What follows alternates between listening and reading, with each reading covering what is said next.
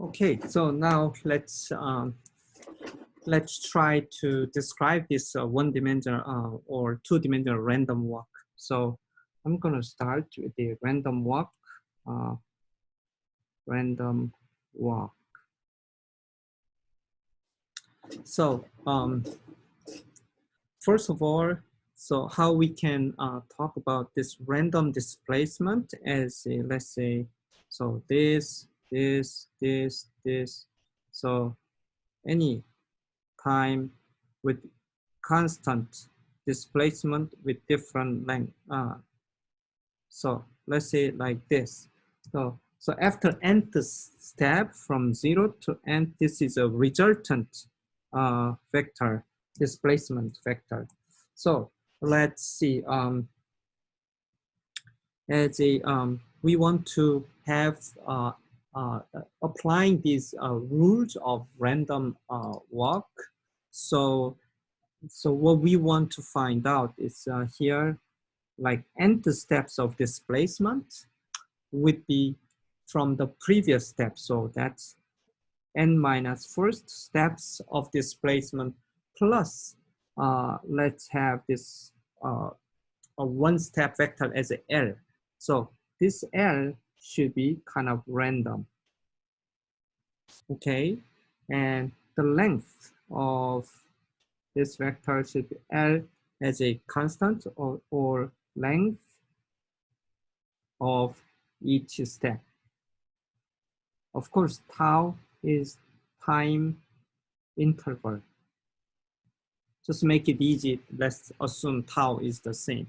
So then from this, let's square of this equation, then what would be, so this is scalar value of Rn displacement square would be this vector dot product, or a plus b square is a square plus 2ab plus b square, such that we can have Rn minus 1 square plus L square plus 2ab to Rn minus 1 vector dot product L vector. So now we want to have the average of root mean square. So mean of this square. So that is, let's apply for mean as I put as a bracket, which is an average mean.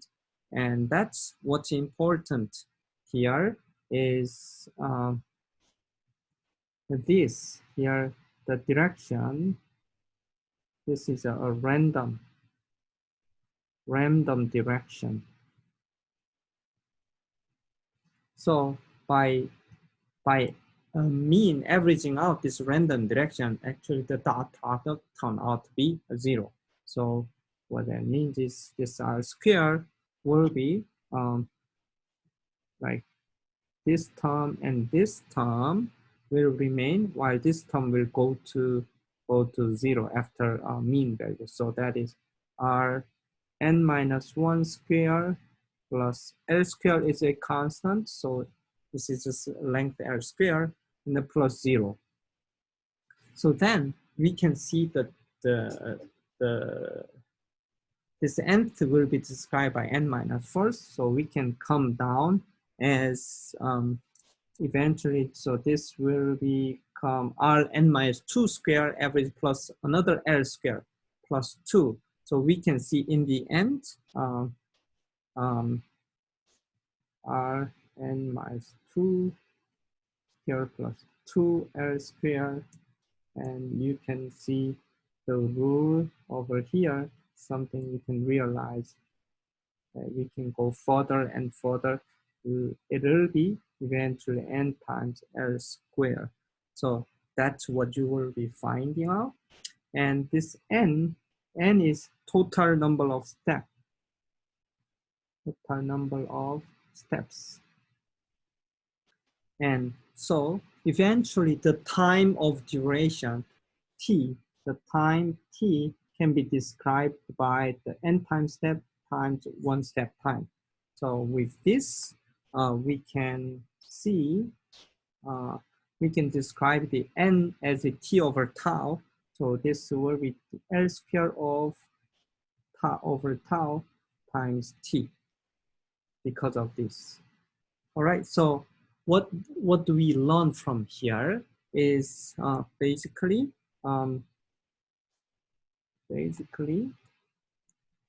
so the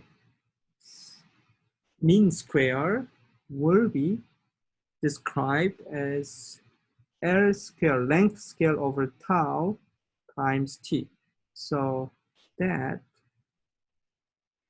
we will define as this L square over t as a 2D by defining diffusion constant and t for one dimensional, and where we define d as a diffusion constant. I'll explain why we introduce 2 over here, and also the unit of the diffusion constant will be centimeter square over second, and typically that's how we will use it. Okay, so now we discuss about one-dimensional random walk. So I want to share with the 2- and 3-dimensional random walk results, which is computer simulation results.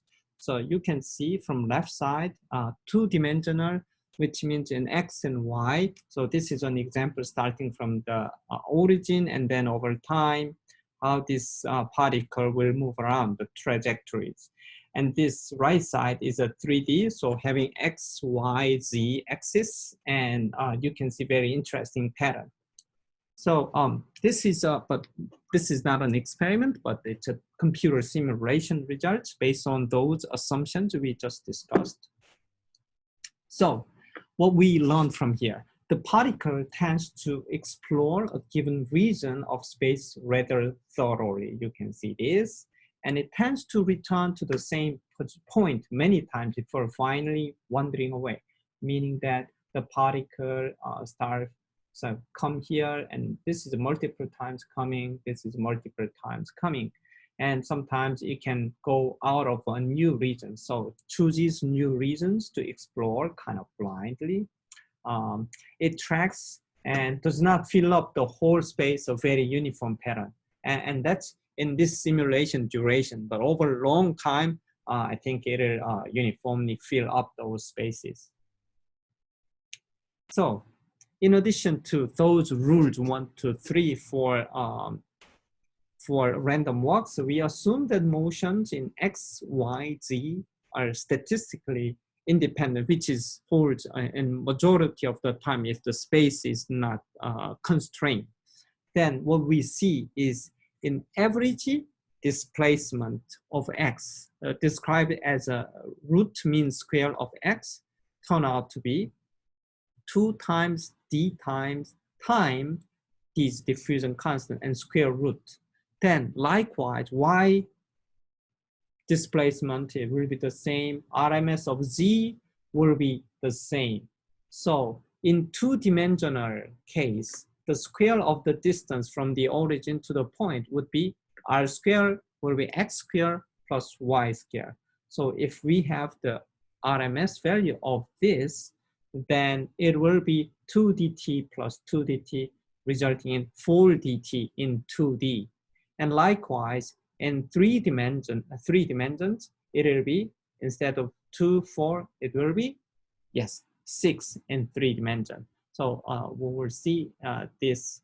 The most important part is this square of displacement will be proportional to t.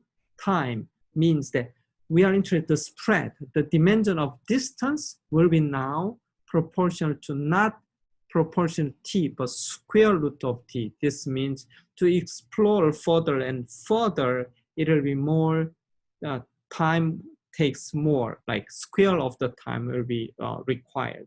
So that's the property of the diffusion phenomenon. So it will be depending on the distance. When the distance is narrowed down, small, it can be very fast, but longer distance, it will take more time, more difficult, or less effective. for the particle to move around by simple diffusion.